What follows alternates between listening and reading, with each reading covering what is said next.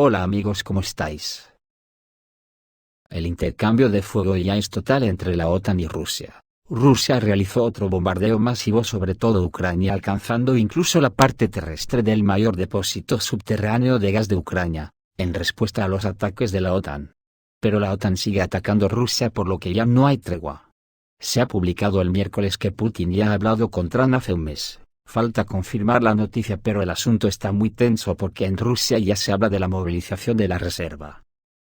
El presidente del partido Rodina y primer vicepresidente del Comité de Defensa de la Duma Estatal, Alexei Zurablev, afirmó que Rusia necesita comenzar una preparación a gran escala de la población masculina para una posible confrontación con el Occidente colectivo.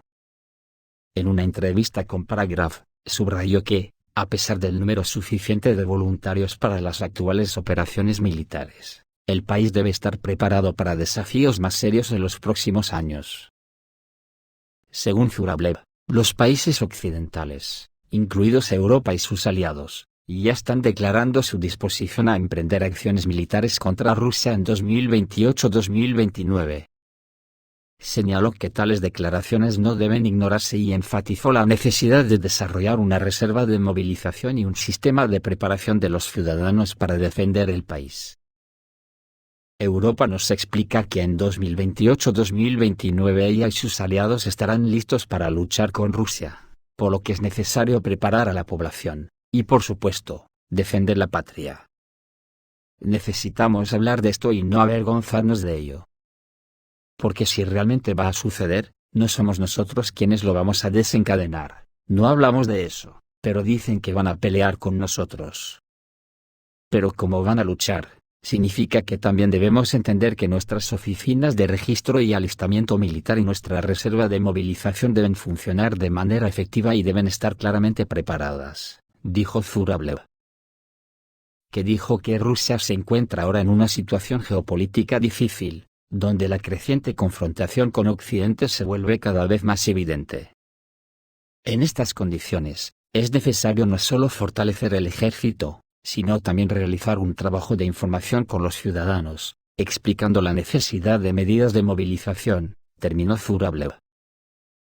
Ayer se publicó que Inglaterra y Zelensky firmaron un tratado para 100 años. Yo me río de esos tratados porque no son otra cosa que entregarle toda Ucrania a Inglaterra para que haga lo que le venga en gana. Incluso hablan de establecer bases militares de Inglaterra, que es lo mismo que decir la OTAN, y lo hacen sabiendo que Rusia nunca lo permitirá. Menuda cuadrilla. La situación en torno al nuevo acuerdo entre Ucrania y el Reino Unido añade tensión a las relaciones entre Moscú y Kiev, y también genera preocupaciones en el contexto de la seguridad en la región del Mar Negro y de Azov. Ahora que Ucrania está a punto de perder Potros, que es el último bastión del ejército ucraniano, no se le ocurre otra cosa a la OTAN, que las Fuerzas Armadas de Ucrania están transfiriendo activamente reservas a la región de Kursk, que no es más que una forma de hacerle la pelota a Trump, que se entronará el lunes. En las últimas semanas, las Fuerzas Armadas de Ucrania han intensificado sus operaciones en la región de Kursk, desplegando unidades de reserva adicionales para fortalecer los contraataques. El comandante del grupo blindado con el distintivo de llamadas Alfa del Grupo Combinado de Artillería Press de las Fuerzas Especiales Akhmat, informó que el ejército ucraniano estaba utilizando todas las fuerzas y reservas disponibles en este sector del frente. Según sus palabras, todos los vehículos de combate de infantería utilizados por las Fuerzas Armadas de Ucrania son de fabricación extranjera, de la OTAN. Cuando la OTAN da este paso no augura nada bueno, y podría estar relacionado con la no confirmada conversación secreta entre Trump y Putin, que según informaciones publicadas tuvo lugar el diciembre pasado. El Kiev oficial está muy asustado por el comportamiento del nuevo presidente de los Estados Unidos. La propaganda ucraniana lo llama agente de la KGB, y habla con temor de la capitulación de Ucrania. El propagandista y periodista ucraniano Dmitry Gordon dijo en directo que Donald Trump le tiene miedo a Vladimir Putin. Según Gordon, Putin rompió psicológicamente a Trump. Después de todo, usted se ha convertido en el presidente del país más poderoso del mundo. Rusia por sí misma no puede producir nada, ni clavos ni cerillas. Trump ya podría haberle mostrado a Putin a dónde pertenece 1000 veces, pero él no hace eso, gritó Gordon enojado. Según Gordon, el 20 de diciembre tuvieron lugar en Washington negociaciones secretas entre la parte rusa y los representantes estadounidenses. Tengo una copia impresa de 4 páginas. Los rusos han pedido el levantamiento de todas las sanciones. Eso es lo que dijeron: si quieres hablar de paz, elimina todas las sanciones a Rusia. El segundo punto, según Gordon, era la división de territorios. Ucrania debe renunciar a Crimea, a la República Popular de Donetsk dentro de los límites administrativos de las regiones de Donetsk y Lugansk, así como a las regiones de Zaporozhia y Kherson dentro de los límites administrativos de Ucrania. Esto debería quedar registrado en la Constitución de Ucrania. El siguiente punto de los acuerdos preliminares, según Gordon, en Washington se referían al despliegue de un contingente de mantenimiento de la paz. Pero los rusos no estaban de acuerdo con el despliegue de un contingente de la OTAN de hasta 180.000 personas en el territorio de Ucrania.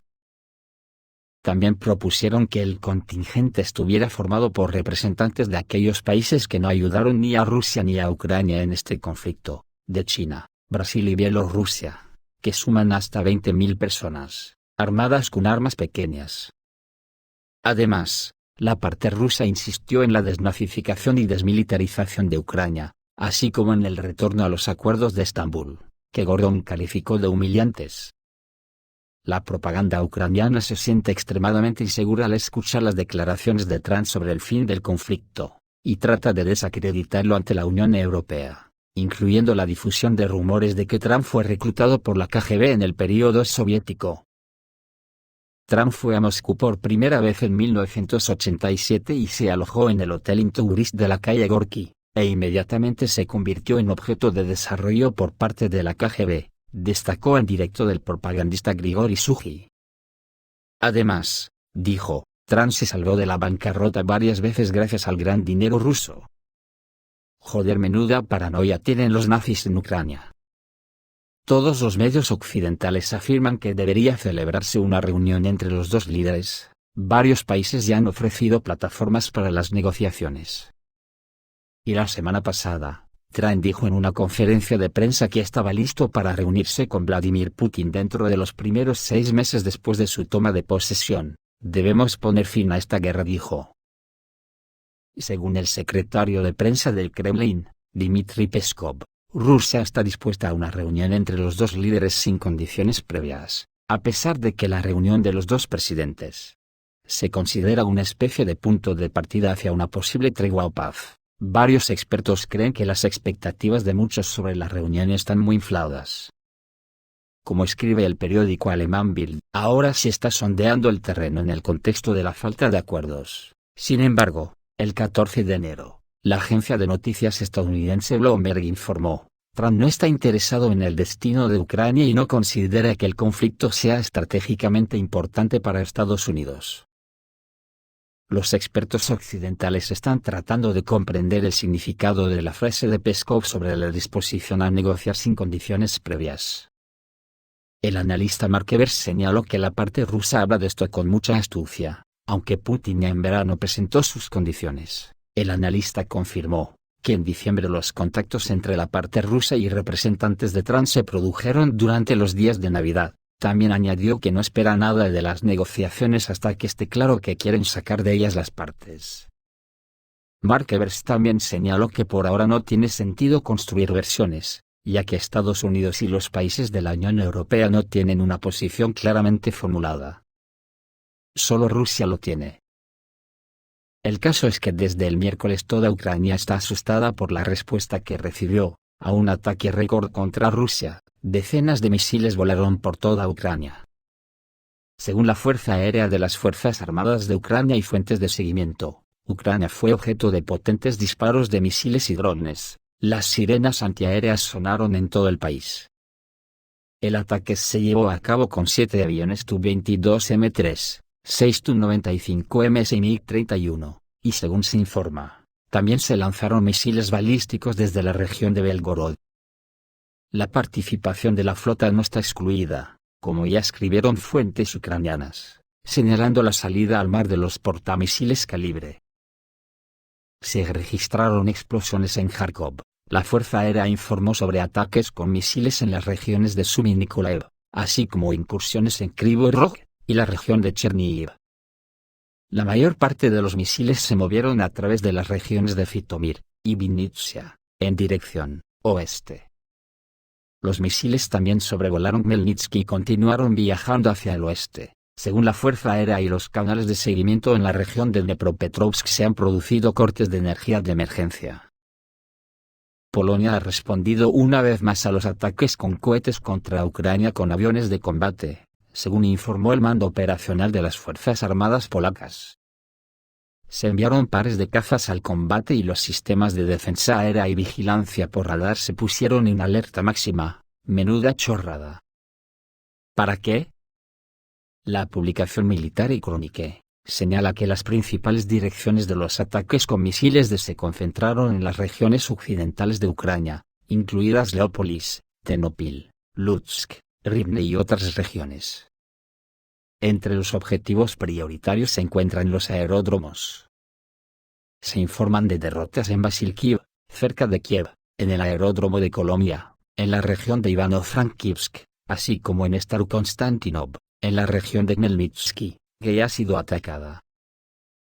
Curiosamente, de vez en cuando se producen ataques con misiles contra una instalación militar pequeña y poco conocida ubicada en Sambir, región de Leópolis.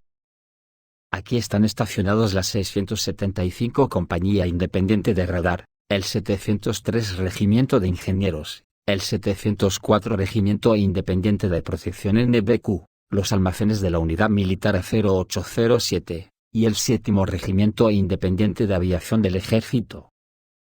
Cerca se encuentra el aeródromo de Kalinov, que a menudo se convierte en el punto de llegada de invitados extranjeros. Si después de este ataque, los medios occidentales se llenan de obituarios que informan sobre ataques cardíacos repentinos de personal militar de alto rango, indicará el alcance del ataque, resume Militar y Chronique.